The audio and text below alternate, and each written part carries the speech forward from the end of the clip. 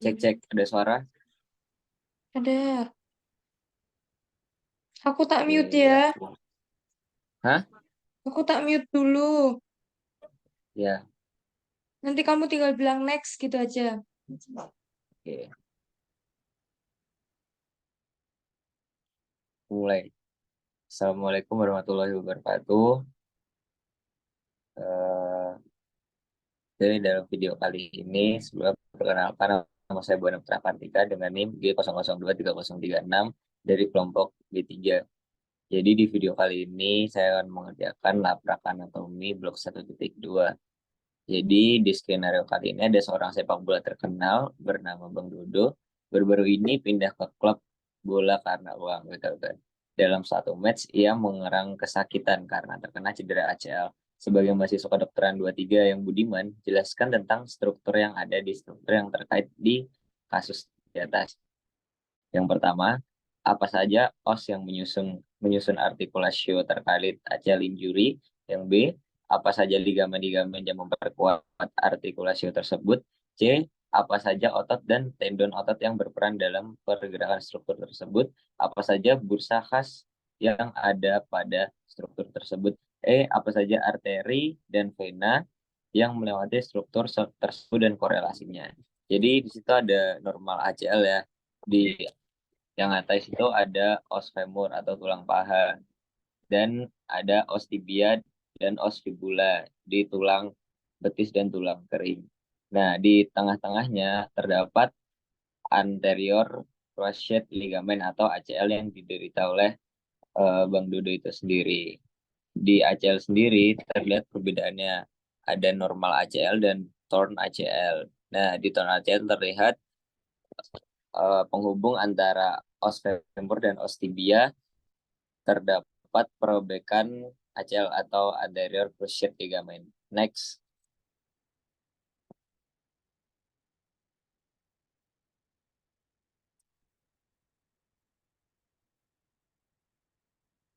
next dong. Oke. Nah, yang pertama kita bahas dulu apa saja os yang berada pada ACL atau anterior cruciate ligament. Yang pertama ada femur atau tulang paha. Di femur sendiri ada dua view dari anterior maupun posterior. Kita lihat dulu dari anterior atau dari posisi depan. Terdapat ini korpus yang terdiri dari head dan fovea of head.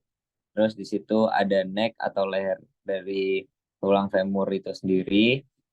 Terdapat greater trochanter, ada lesser trochanter, ada intercrohand line, terus ada badan tulang femur, terus di bawah ada lateral epicondyle, terus ada lateral condyle, ada patella superficial, ada medial condyle. Di posterior view sendiri terdapat trochanteric fossa. Nah, di situ juga terlihat badan dari tulang femur itu sendiri, terdapat lubang yaitu foramen natrium. Terus di bawahnya ada lateral condyle, ada intercondyle fossa, ada medial condyle. Lanjut, ada os tibia dan os fibula. Jadi bisa dibedakan kalau os fibula itu dia yang ukurannya lebih gede dan os fibula itu yang lebih kecil. Nah, bisa dilihat dari anterior view dan posterior view. Jadi yang seperti huruf M itu ada namanya intercondylar emirans, dibagi menjadi dua lagi, ada yang di lateral, ada yang di medial. Kalau di posterior dia dari kiri dia terlihat dari medial, lalu baru terlihat di lateral. Nah, yang pertama kita bahas dulu di yang os tibia. Di os tibia dia terdapat garis yang biasa disebut oblique line. Terus terdapat tuberosid, ada lateral superficial, ada anterior border, ada interosseous border. Terus di os fibula sendiri, dia terdapat beberapa bagian. Dari yang paling atas apex head, ada neck of fibula, lalu lanjut ke bawah ada lateral superficial, ada anterior border, ada interosseous border, ada medial surface. Terus di paling bawah yang berhubungan dengan os tibia yaitu lateral malleus atau malleolar articular superficial. Lanjut. Nah, di hubungan antara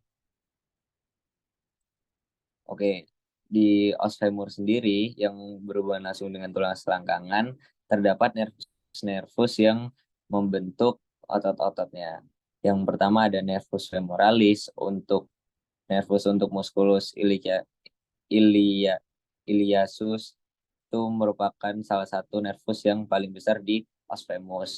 Nah, ada juga nervus untuk musculus pectoris cabang anterior, ada cabang posteriornya juga.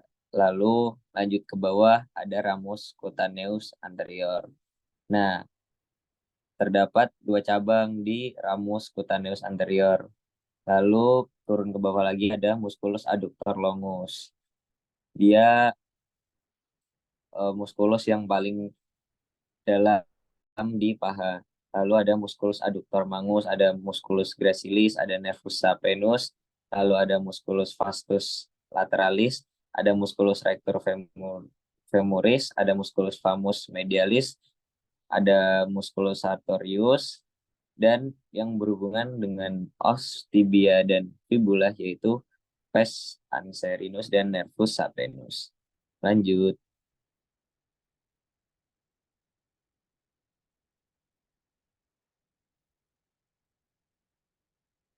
Next.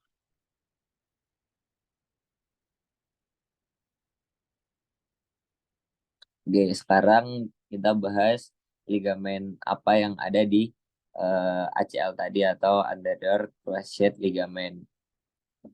Nah, di situ bisa dilihat ada bentuk kayak kolam.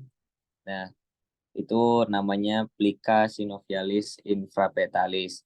Lalu yang berhubungan dengan os femur yaitu ligamentum cruatum posterius dan ligamentum cruciatum anterius.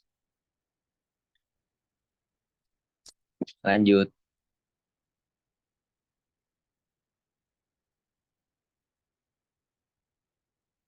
Nah, di sini terdapat vena dan nervus yang ada di os femur. Yang pertama yang paling atas yaitu ada lateral cutaneous branch of subcostal nervus. Lalu di bagian dalam terdapat superficial epigastric vena, yaitu vena yang terdapat pada os femur itu sendiri. Lalu di bagian dengkul itu terdapat nervus flexus patella. Lalu di bagian kaki, di atas punggung kaki itu terdapat dorsal digital nervus, ada dorsal venous arch, lalu ada dorsal digital nerves and vein of medial side of grade 2.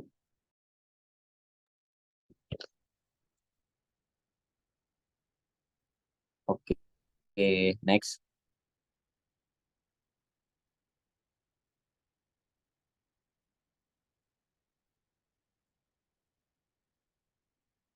Baik, di sini kita mau bahas arteri-arteri yang terdapat pada os, os tibia dan os fibula. Dari yang paling atas yang dekat dengan ACL itu ada superior lateral genicular artery. Lalu di bagian dalam ada superior medial genicular artery. Lalu lanjut ke bawah terdapat fibularis, longus, muscle. Lalu ada patella ligament, ada insertio of sartorius tendon, lalu ada soleus muscle yang saling berdekatan dengan os tibia, lalu terdapat medial malleus dan artery network. Oke, next.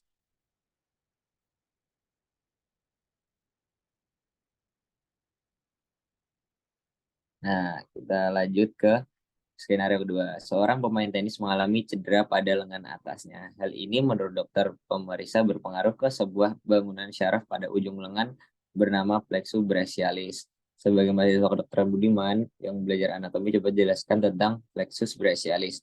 Apa itu plexus brachialis, apa fungsinya, bagaimana perjalanan dan pembagian plexus brachialis hingga menjadi nervi di perifer, apa saja nervus yang keluar dari plexus brachialis, lalu menurut fungsi motoriknya apa saja muskuli yang diinervasi oleh nervus yang keluar dari nervus brachialis. Next.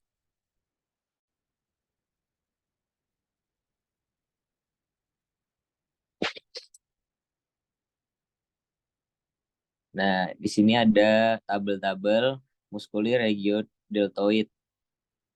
Yang pertama adalah musculus trapezius. Origonya linea nustae superior, insersionya margo superior spina scapula, lalu persyarafannya yaitu motorius oleh nervus accessorius, sensorius, dan rami anterius dari C3 dan C4. Fungsinya elevator kuat scapula, rotasi scapula saat abduksi humerus di atas di bidang horizontal, sabut-sabut medius membuat retraksi scapula.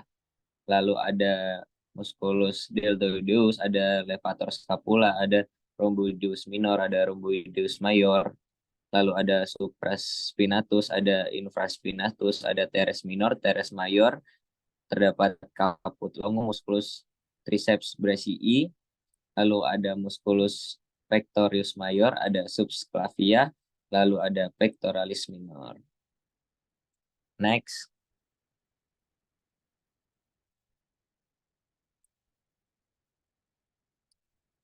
Nah, di nervusnya sendiri, di bawah tulang clavicula itu terdapat fasciculus medialis, lalu ada fasciculus lateralis, lalu ada nervus pectoralis lateralis, yaitu arteria axillaris, ada juga nervus musculocutaneus, ada nervus pectoralis medialis.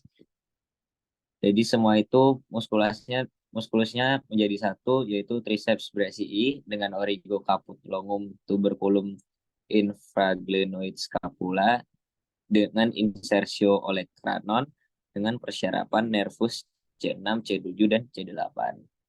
Next.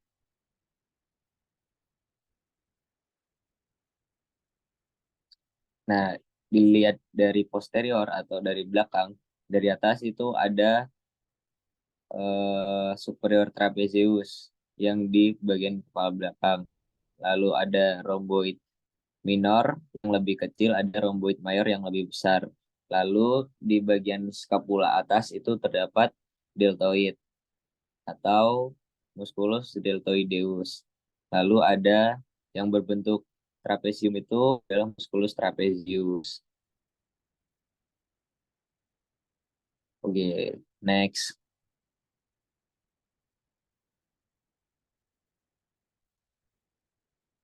Next.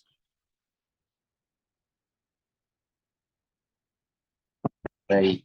Terima kasih. Sekian laporan praktikum dari saya. Assalamualaikum warahmatullahi wabarakatuh.